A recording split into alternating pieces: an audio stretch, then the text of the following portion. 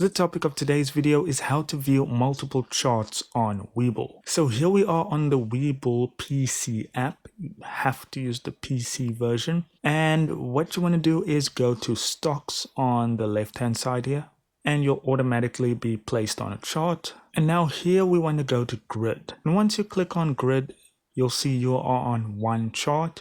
You can go to two charts, three charts, or you can even click on this drop down here and you can adjust how many charts you want open at a time. And then here in the search bar, you can just put in the symbols that you want to track. So let's say AMD for this one and Apple for this one. And you can make certain indicators smaller or not show at all. And that's going to be better if you're doing multiple grids at the same time. But for something like this, you don't really need to. And that's all there is to it, guys. Thank you so much for watching. Do consider liking and subscribing, and I'll see you in the next video.